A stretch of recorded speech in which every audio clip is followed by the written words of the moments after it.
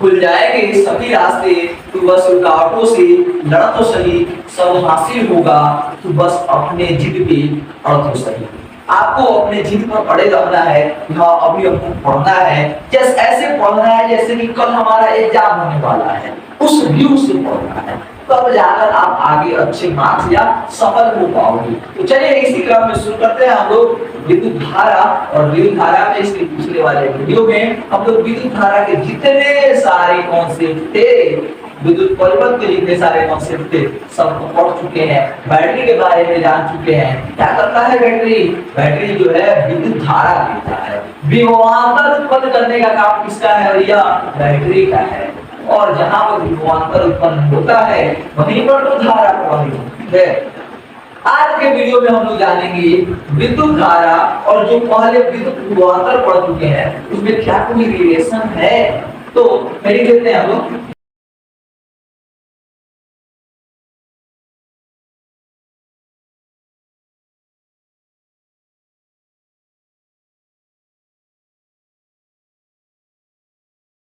ठीक है, इसको शॉर्ट में कहें तो हम लोग आज पढ़ने वाले हैं ओम का नियम।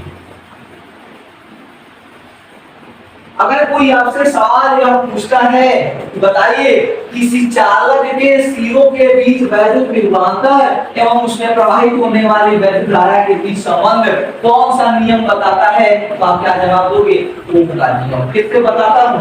किसी चालक के विद्युत विभवांतर एवं वैद्युत धारा के बीच संबंध कौन बताता है जी? बोलो। तो ओम का नियम बताता है। अब थोड़ा सा बात हमको समझना पड़ेगा कि ओम का नियम आखिर कहता क्या है। तो ओम का नियम यह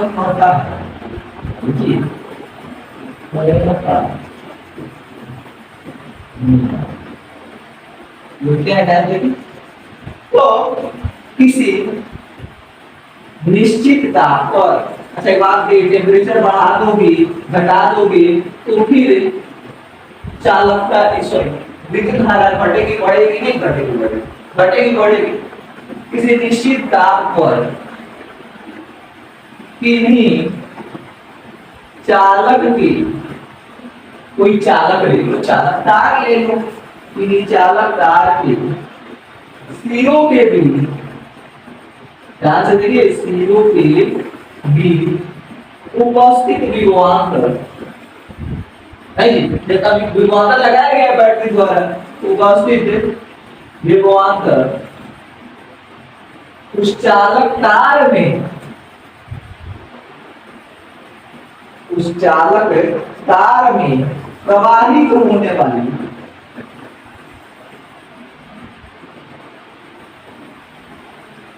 विद्युत धारा की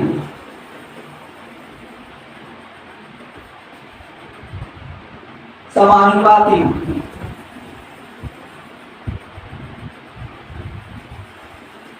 जैसे आपके घर में आपके पापा जी या कोई भी गार्जियन जो है जितने ज्यादा गुस्से रहते हैं उतना ही ज्यादा आप तेजी से काम करते हो कि नहीं करते हो? मान लो उनका जो गुस्सा है वह विभवांतर है और आप जो कार्य कर रहे हो जितनी गति से वह विद्युत धारा है। जितना गुस्सा बढ़ेगा आपका काम बढ़ेगा। जितना पापा जी अच्छे से रहते हैं उतना ही आप आलसीपन करते हो नहीं करते हो? पापा जी गुस्से रहते हैं तो आप क्या करते हो? पढ़ाई ज्यादा करते हो ताकि पापा जी कुछ कहे नहीं। और पापा जी अगर ठीक मूड बनाते हैं आप कहते हो चलो आज मूवी देख लेते हैं, चलो आज दो चार गाने सुन लेते हैं, चलो आज एक वेब सीरीज देख लेते हैं। तो उस समय आप आलसीपन करते हो। समझ लो वही बात है, जितना विभवांतर बढ़ेगा वैसे विद्युत धारा बढ़ेगी। पापा का गुस्सा जितना बढ़ेगा आपका पढ़ाई उतना ही बढ़ेगा। बात समझ में आ रहा है ना? चलिए, इसका मतलब उन्होंने क्या कहा? उन्होंने कहा कि वैद्युत विभवांतर जो है भैया, ये वैद्युत विभवांतर जो है वो समानुपाती होता है विद्युत धारा की। ओ ये तो अगला बात कही। और किस कंडीशन में? जब टेम्परेचर निश्चित हो, माने सेम टेम्परेचर पे। ऐसा नहीं कि अगली बार दूसरा टेम्परेचर ले लिया, अगली बार तीसरा टेम्परेचर ले लिया, वैसे नहीं। तो वैद्युत धारा जो है, वैद्युत विभवांतर जो है वैद्युत धारा के समानुपाती है। ठीक है। अच्छा एक और बात, समानुपाती के जगह पर अगर हम चाहें तो अनुक्रमानुपाती भी लिख सकते हैं, कोई दिक्कत है क्या? नहीं है। समानुपाती कहिए अनुक्रमानुपाती कहिए, दोनों का मतलब सेम होता है। यह क्या होता है? सेम होता है, लेकिन फिर इसका ऑपोजिट होता है, ऑपोजिट होता है व्युत्क्रमानुपाती। ठीक है, ठीक है, इसका ऑपोजिट क्या होता है? व्युत्क्रमानुपाती। चलिए अब देखिए विद्युत विभवांतर किसके समानुपाती होगी? विद्युत धारा के समानुपाती होगा। इसका मतलब है अगर विद्युत विभवांतर को हम लोग V से विद्युत धारा को I से दर्शाएं तो V समानुपाती क्या आ गया? I आ गया। V समानुपाती क्या आ गया जी? I आ गया। अच्छा V समानुपाती I आ गया। अगर हम समानुपाती का चिन्ह हटाते हैं तो क्या बैठाते हैं? तो नियतांक बैठाते हैं। क्या बैठाते हैं? नियतांक बैठाते हैं। नियतांक गुना क्या हो जाएगा? I हो जाएगा। अच्छा अगर हम इस नियतांक के जगह पर R लिख दें तो कोई दिक्कत है क्या? आप कहोगे बिल्कुल नहीं। अब यहाँ पे बराबर लगा दो ना, तो V बराबर I R। इस नियतांक का कुछ नाम तो देना पड़ेगा ना, इसे जो रिश्ता है इसका कुछ नाम तो देना पड़ेगा। इस रिश्ते को नाम दिया जाता है प्रतिरोध। अंग्रेजी में कहते हैं रेजिस्टेंस। जरा ध्यान से देखिएगा, इस रिश्ते को क्या कहते हैं? इस रिश्ते को प्रतिरोध कहते हैं। हमने क्या कहा? हमने कहा कि विद्युत विभवांतर जो है धारा के समानुपाती है। जब यहाँ से समानुपाती का साइन हटाया तो नियतांक आया। उस नियतांक का क्या नाम दिए हम? प्रतिरोध नाम दिए, रेजिस्टेंस।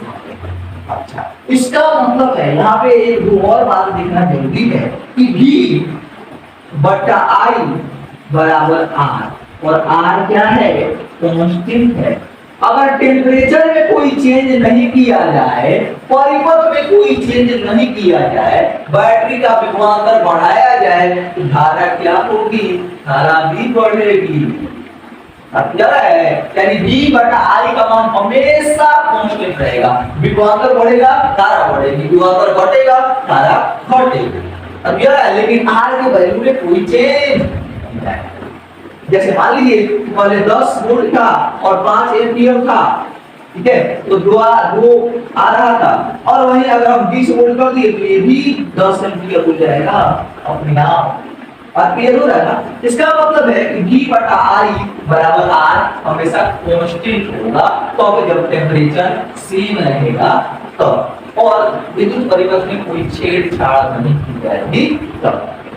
और क्या पता चलता है? और पता चलता है हमेशा विद्युत विभवांतर का मान जो है R से गुणनफल सॉरी I के गुणनफल में होगा। ठीक है, दूसरी बात आपको पता चलती है I बराबर V अपॉन R।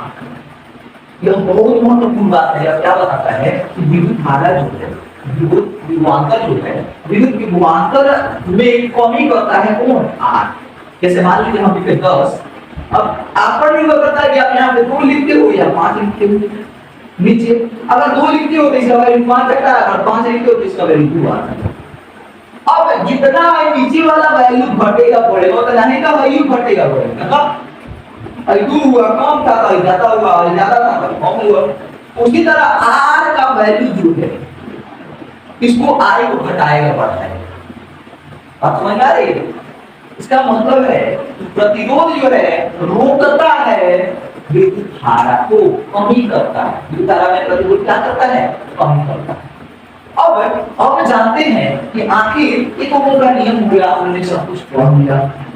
अब थोड़ा सा हम लोग जान लेते हैं इसका मात्रक। आखिर प्रतिरोध का मात्रक क्या होता है, और इसका डेफिनेशन पे आके देखेंगे, चिंता मत कीजिए। तो R बराबर क्या हो जाएगा? V बटा I हो जाएगा।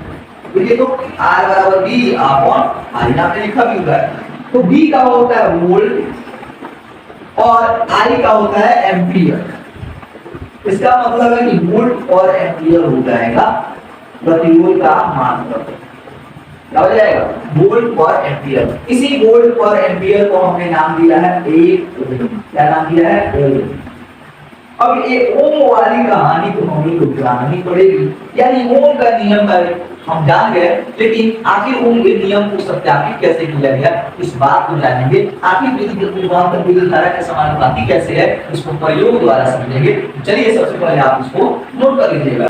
चलिए ओम के नियम का सत्यापन। तो ओम के नियम के सत्यापन के लिए हमें कुछ विद्युत परिपथ के अवयवों की जरूरत पड़ेगी।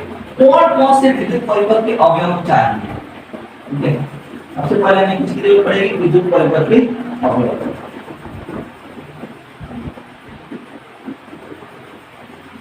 तो आपको क्या लगता है कौन से अवयव चाहिए? आपको तार चाहिए सबसे पहले। मान लीजिए हम 500 सेंटीमीटर 0.5 मीटर लंबा तार ले लेते हैं।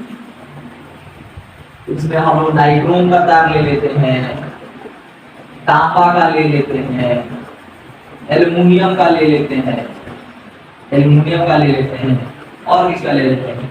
एक मान लीजिए 3 ही तार लेते हैं। वैसे आप बहुत सारे तार के साथ मिलकर पूरा साथ, तो इधर आप तार ले लेते हैं। दूसरा और क्या ले लेते हैं? अगला जो है प्लग भी ले लेते हैं। चाहिए होगा कि नहीं? चाहिए होगा। इसी का जो है आप सेल ले लेते हो। ठीक है, जो 4 सेल मान लीजिए आपने लिया है, सबका विभव क्या है? इसके बाद आप क्या ले लेते हो? एमीटर ले लेते हो। आप एमीटर ले लेते हो। अगला क्या ले लेते हो? आप वोल्ट मीटर ले लेते हो। ठीक है, और क्या ले लेते हो आप? और स्विच ले लेते हो। और क्या ले लेते हो? इन सबको ले लेते हो आप। और मान लीजिए बैटरी लगा देते हैं। 1 बैटरी, 2 बैटरी, 3 बैटरी, 4 बैटरी। ठीक है, और चारों बैटरी को आपस में क्या करते हैं? जोड़ देते हैं। चारों बैटरी को आपस में क्या करेंगे? जोड़ देंगे।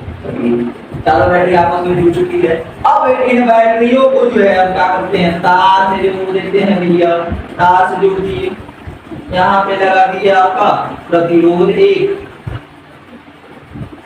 ठीक है, यहाँ पे आपने लगा दिया एमीटर, यहाँ पे आपने लगा दिया प्लग कुंडी, और यहाँ से आपने इसको क्या कर दिया?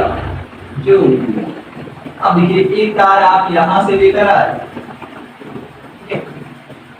अब आपने क्या किया? ये मान लीजिए प्रतिरोध आ रहे हैं, आप वोल्ट मीटर लगाना है। वोल्ट मीटर कैसे लगाते हो? तो 500 क्रम में लगाते हो, यानी कि समांतर क्रम में। अच्छा, समांतर क्रम में वोल्ट मीटर ऐसे लगा देंगे। तो मान लीजिए पॉइंट x है, या मान लीजिए पॉइंट, यहाँ सेल है 4, चारों सेल का विभव जो है V मान लीजिए इसका प्लस भी है, इसका माइनस भी है। इधर प्लस वाला होगा कि नहीं होगा? इधर माइनस वाला होगा कि नहीं होगा? अच्छा, एक बात बताओ, विद्युत धारा का प्रवाह कहां से कहां होगा? तो आपको इधर से होगा, प्लस से माइनस की ओर होता है। विद्युत धारा का प्रवाह कैसे होता है? प्लस से माइनस की ओर होता है। यानी कि विद्युत धारा कुछ ऐसे आएगी, कैसे आएगी? ऐसे आएगी, यहाँ पे ऐसे आएगी, यहाँ से ऐसे आएगी। अच्छा, अब आप क्या करते हो? बारी बारी से कभी एक सेल जोड़ते हो, कभी दूसरा सेल भी जोड़ देते हो, कभी तीसरा सेल भी जोड़ देते हो, कभी चौथा सेल भी जोड़ देते हो। एक बार में चारों को नहीं जोड़ना है। अब देखिए प्रयोग हम कैसे शुरू करते हैं। सब कुछ हमने कर दिया है। हमको क्या करना है? प्लग कुंडी लगा देना है, स्विच को ऑन कर देना है। क्या कर देना है? स्विच को ऑन कर देना है। ठीक है, स्विच जब ऑन हो जाएगा, यहाँ पे हमने प्रतिरोधक छोड़ दिया था, लिख देते हैं। ठीक है, सबसे पहले हम क्या करेंगे? स्विच प्लग कुंडी लगा देंगे, स्विच को ऑन कर देंगे, एक बैटरी से कनेक्ट करेंगे। कितने बैटरी से?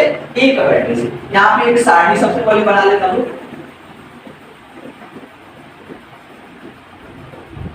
इधर लिखते हैं सीरियल नंबर, और इधर लिखते हैं हम लोग सेलों की संख्या। जैसे सेल की संख्या बढ़ाएंगे वैसे ही विभवांतर बढ़ेगा। विभवांतर कैसे बढ़ेगा? सेलों की संख्या घटाने बढ़ाने से बढ़ेगा, नहीं जी। इसके बाद उससे जो विभवांतर उत्पन्न होता है उसको लिखते हैं, यानी V को।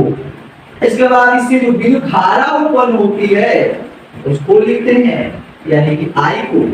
और लास्ट में हम V/I का अनुपात निकालते हैं।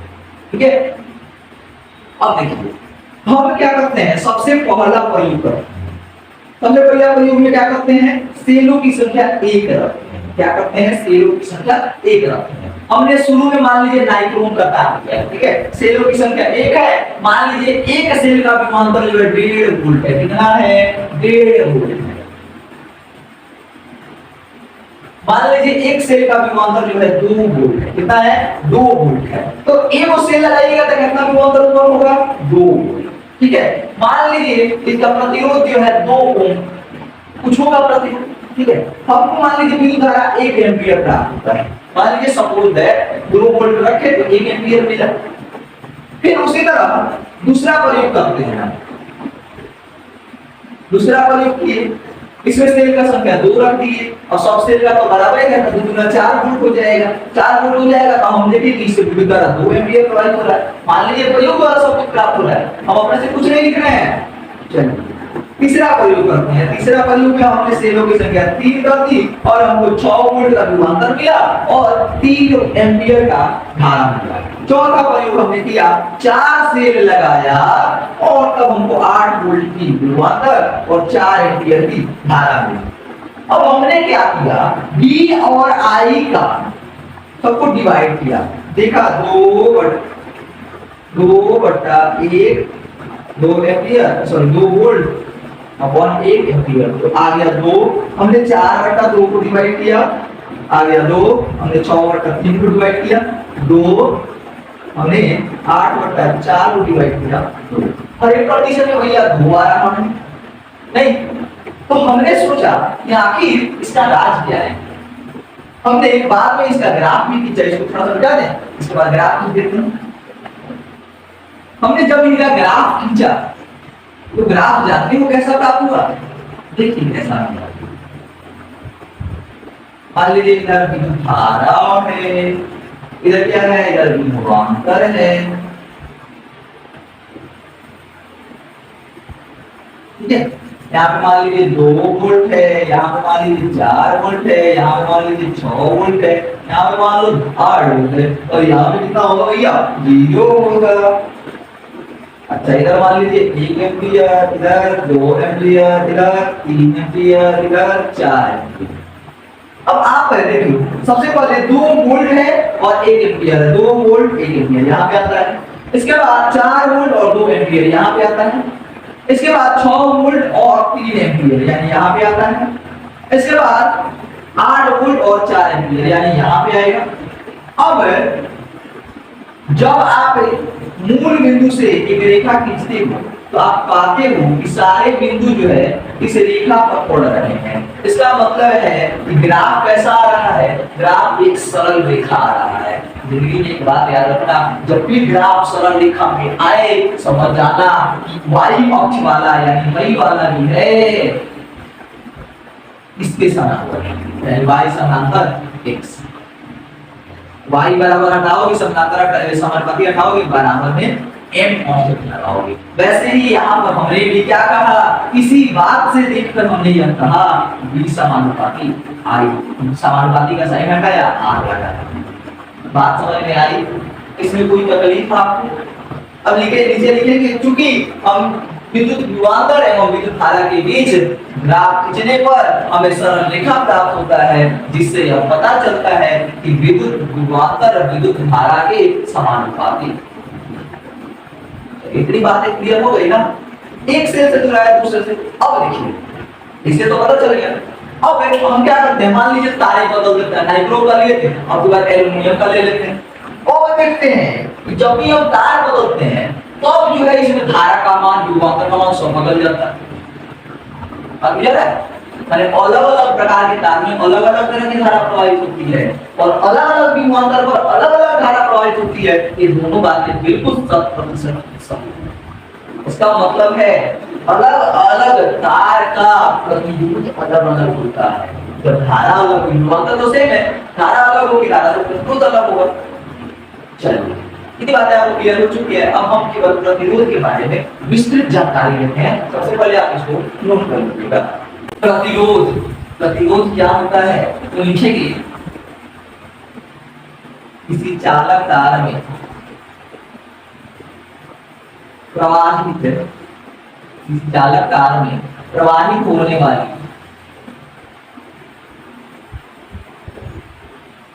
विद्युत धारा का, विद्युत धारा के अवरोध, विद्युत धारा के मार्ग में अवरोध उत्पन्न करने वाले को, अवरोध उत्पन्न करने वाले अवयव को हम विद्युत प्रतिरोध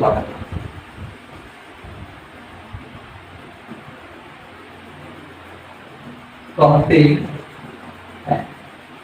यानी मान लीजिए विद्युत धारा बह रही है, तब विद्युत प्रतिरोध क्या करेगा, उसके मार्ग में कांटा बिछाएगा, मत जल्दी जल्दी जाओ, जितना जल्दी जल्दी जाएगा हमारा काम तमाम होगा। इसीलिए वो टूकता है, जल्दी जल्दी क्या करो, मत जाओ। यह पदार्थ का गुण है, यह पदार्थ का क्या है, एक गुण है, यह पदार्थ का एक गुण है, गुण है लेकिन विशिष्ट गुण नहीं है। भैया ध्यान रखो, यह पदार्थ का एक गुण है लेकिन विशिष्ट गुण नहीं है। अब बताता हूं क्यों नहीं है विशिष्ट गुण, अभी आपको क्लियर हो जाएगा। यह पदार्थ का क्या है, गुण है, जो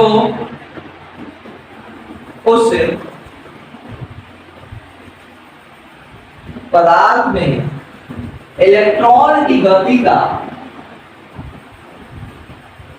विरोध करता है। अब भैया इलेक्ट्रॉन गति ही नहीं करेंगे तो फिर विद्युत धारा कहां से प्रवाहित होगी, नहीं होगी ना।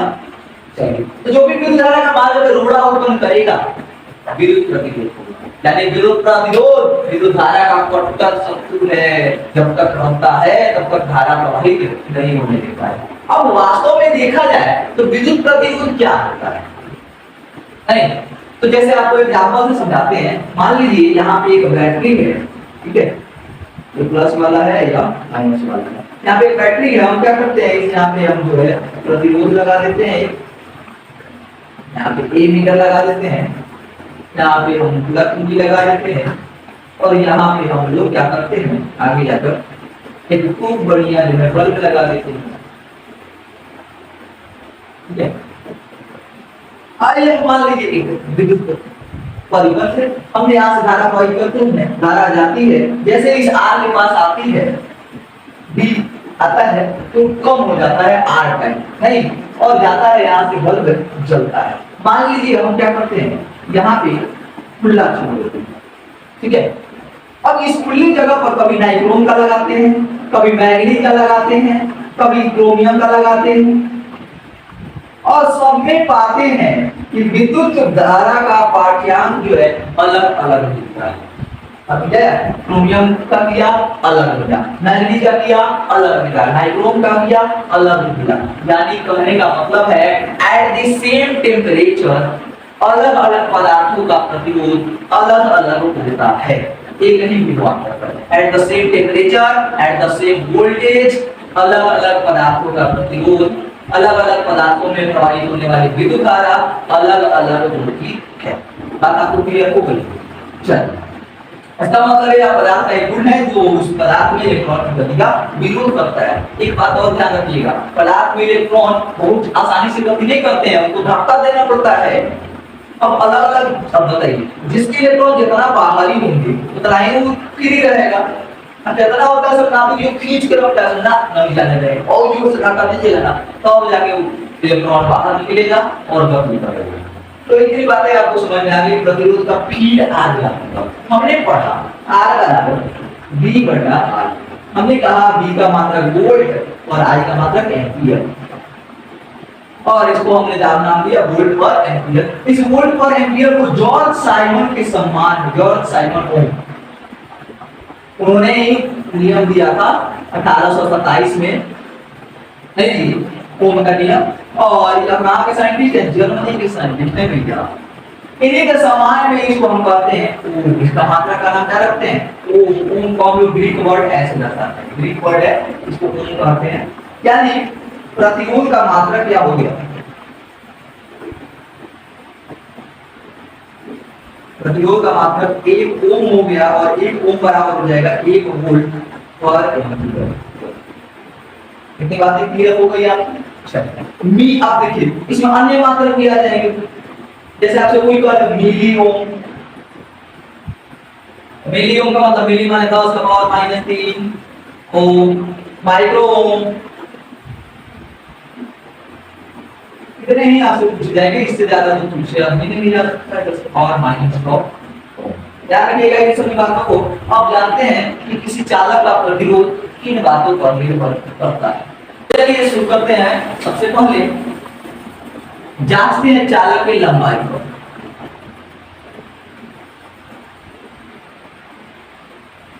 ठीक है, हम 4 तरह के तार लेते हैं। एक मान लीजिए यह तार है, इसका लंबाई 1 है। मान लीजिए यह तार जो है नाइक्रोम का है। ठीक है, दूसरी तार हम लेते हैं जो इसकी लंबाई का दुगुना है, यानी इसकी लंबाई कितनी है 12 है। यह भी तार किसी का है, नाइक्रोम का है। तीसरा हम लेते हैं जो लंबाई तो सेम है,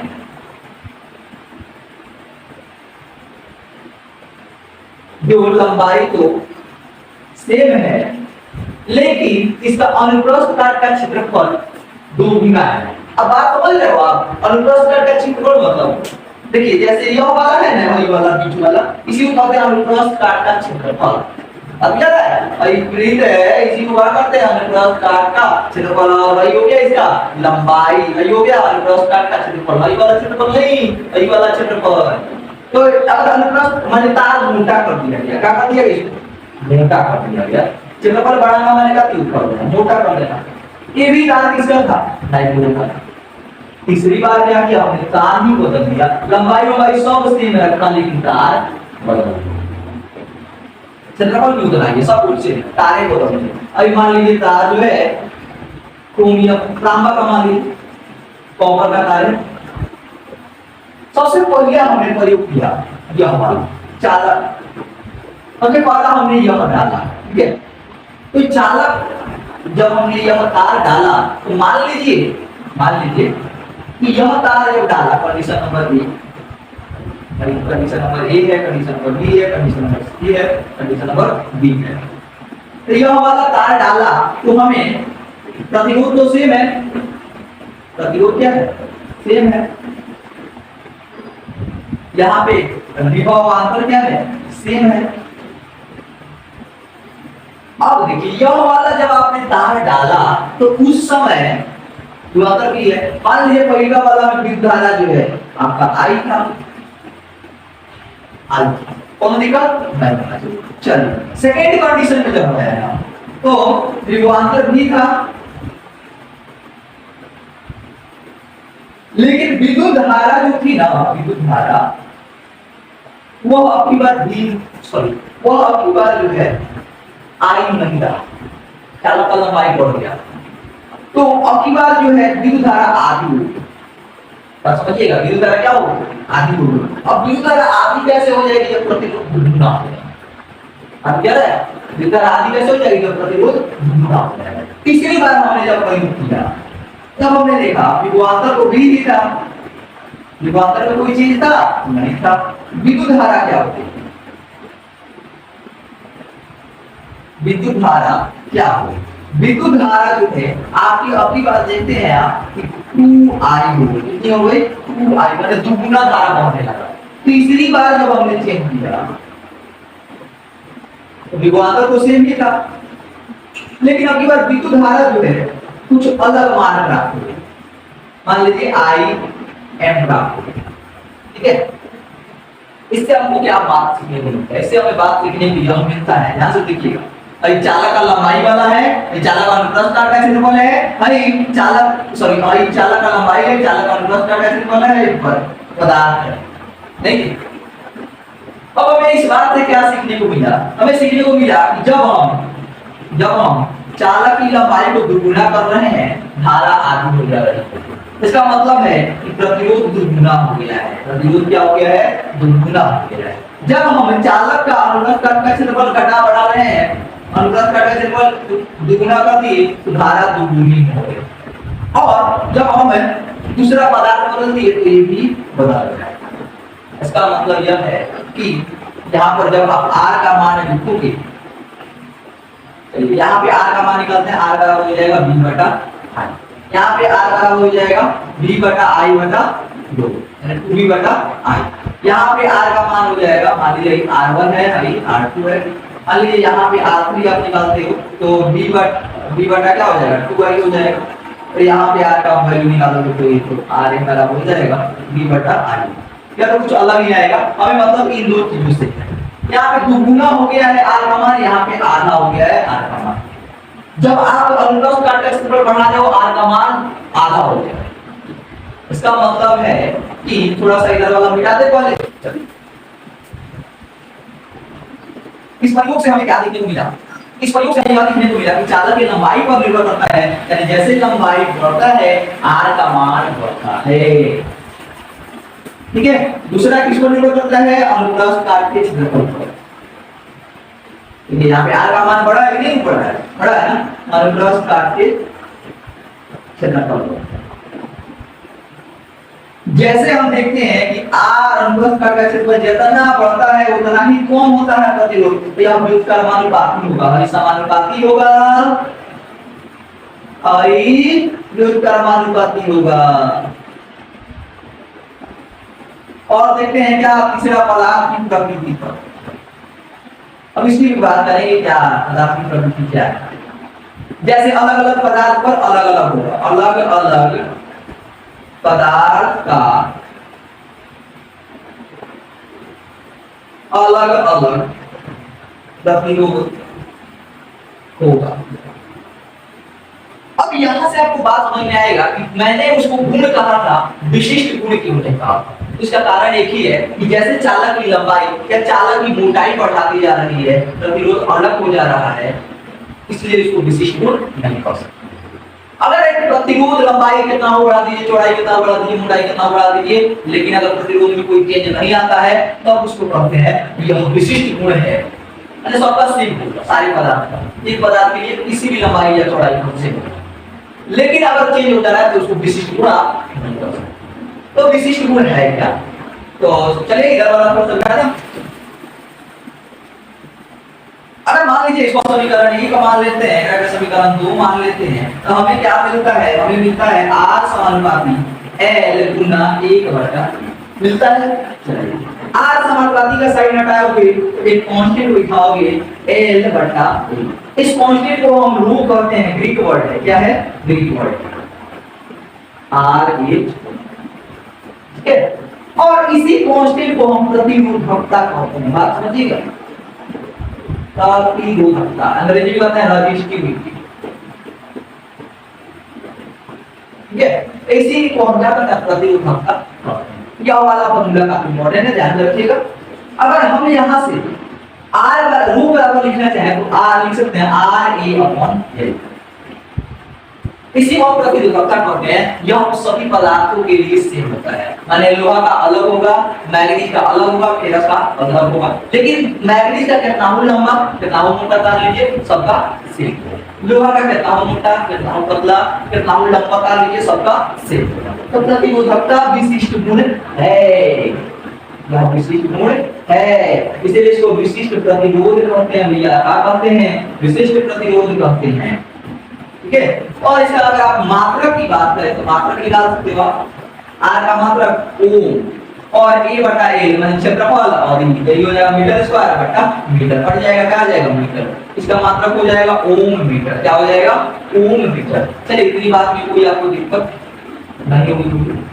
चलिए ये सभी पदार्थ हैं और इनकी प्रतिरोधकता देख लेते हैं। ऊपर वाला जो लिखा हुआ है ना, ऊपर वाला यानी कि मैग्नीज तक, ये सभी क्या है? चालक पदार्थ है। सभी क्या है? चालक पदार्थ है। आपको पता है जिनमें ज्यादा धारा प्रवाहित होती है उसका प्रतिरोध कम होता है। चालक का प्रतिरोध क्या होगा? सबसे कम होगा, यानी कि R जो है वो चालक का सबसे कम होगा, R कहिए या रो कहिए, और उससे ज्यादा होगा मिश्र धातु का, और उससे ज्यादा होगा विद्युत रोधी का। ठीक है, प्रतिरोधकता सबसे ज्यादा किसकी होगी? विद्युत रोधी की होगी। ठीक है, 10/10, 10/24, 10/15, 10/12 इतना ज्यादा प्रतिरोध होता है। चलिए अब देख लेते हैं क्या होता है। तो सबसे पहला है सिल्वर। सिल्वर का कितना होगा याद रखिएगा 1.6 गुना 10 के पावर माइनस 8। अच्छा, चालक का प्रतिरोध जो है ना हमेशा 10 के पावर माइनस 8 के दिया जाएगा। इसके 10 के पावर माइनस 8। तो सबसे पहले आपको क्या करना है, सब में 10 के पावर माइनस 8 भैया लिख लेना है बिल्कुल, कोई दिक्कत नहीं होनी चाहिए। 1.6 गुना 10 के पावर माइनस 8, ये भी 1.62 गुना 10 के पावर माइनस 8। अच्छा, एल्युमिनियम का कितना होगा, तो 2.6 गुना 10 के पावर माइनस 8। इसके बाद है टंगस्टन। टंगस्टन का कितना होगा 5.20 गुना 10 के पावर माइनस 8। निकेल है 14.84 गुना 10 के पावर माइनस 8। अच्छा, आयरन है, इसको निकेल का है या इसका है कोई दिक्कत नहीं।